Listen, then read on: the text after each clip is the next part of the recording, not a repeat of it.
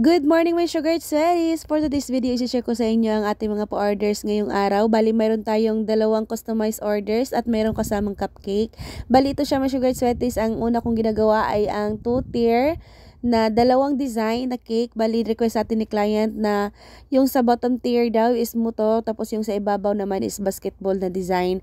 Bali, dibo daw to ni client. So, nag-request sa atin si kanyang tita nga nag-order nga sa atin. Bali, ako na daw yung bahala mag-design basta mayroon daw basketball tsaka motor. Tapos ito na yan, mga sugar sweaties, ang ating cake ay vanilla chiffon tsaka ube chiffon cake. Bali, nilagyan ko lang ng mga filling. Bali, ang sizes nito, mga sugar sweaties, ay 8 by 4 ang bottom, tapos yung sa ibabaw naman is 6 by 3. So yan, may sugar sweaties. Tapos yung gamit natin dito ang icing is whipping cream lang. Bali, ang ginagawa ko dito, may sugar sweaties, ay nag-crumb coat tayo. Tapos nilagay ko sa chiller para makatipid tayo ng icing. Bali, ito siya, may sugar sweaties, ang technique ko dito, kinakram coat ko yung mga cakes pag chiffon talaga dahil marami siyang cake crumbs. At the same time, makatipid tayo ng icing pag naga-crumb coat tayo. Tapos ito na yun, mga sugar sweaties, ang ating pangalawang cake. Yan, yung ating kinamcrot kanina, mga sugar sweaties, nilagay ko lang sa chiller para mag-firm. Tapos ito na yung request na sa atin ni client, ang pangalawang cake na moist chocolate daw. Yan, tapos ang size naman dito, mga sugar sweaties, is 8 by 3. So yan, ito naman ay McQueen. McQueen ang request sa atin ni client. Tapos may kasama siyang itong cupcake pala, mga sugar sweaties, kasama to sa ating pa-2-tier na cake. Bali, isang dosen ng cupcake lang yan, mga sugar sweaties. Tapos, same pa rin, naglagay tayo ng mga topper na pang basketball tsaka motor.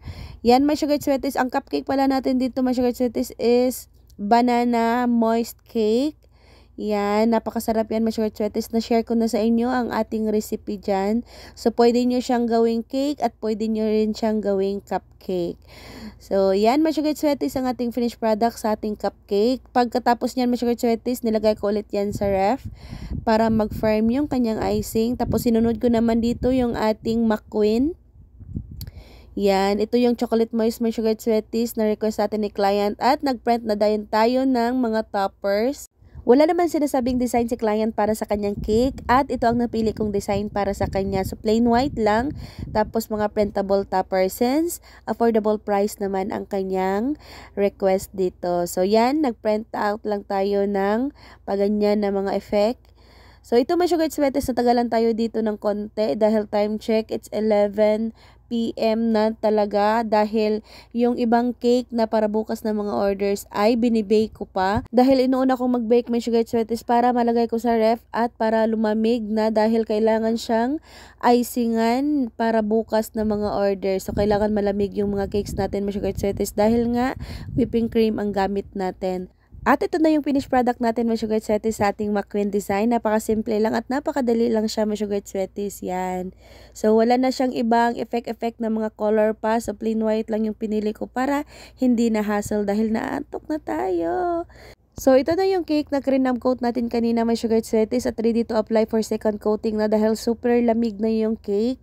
Ayan. So, madali lang siyang lagyan ng second coating, my sugar sweaties, dahil madaling dumikit ang kanyang icing dito dahil malamig. Madaling mag-firm yung icing natin. Yan. So, dito tayo makatipid-tipid ng icing, my sugar sweaties, pag nag-crumb coat tayo. So, magandang technique to pag ganito, my sugar sweaties. Try nyo siyang gawin.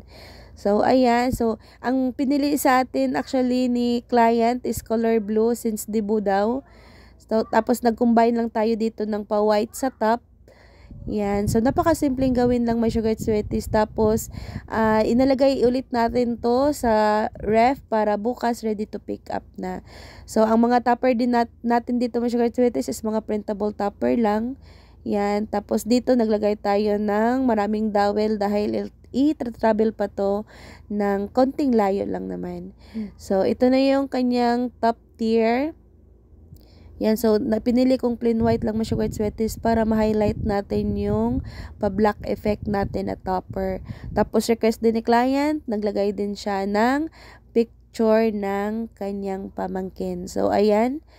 So, naglagay din tayo dito ng support na stick para direct pa baba yung kanyang stick para hindi tutumba yung ating cake. So, ganyan lang. Tapos, ito naman, may sugar sweaty sa ating cake board na design. Naglagay lang tayo dito ng pag-grass effect. Yan. Para maganda ring tingnan yan. May sugar sweaties. Yan. Tapos, dito rin sa top.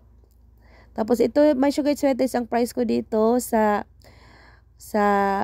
2 tier with cupcake since maliit lang yung 2 tier natin. So, nasa 1,750 lang kasama yung isang dosin ng cupcake.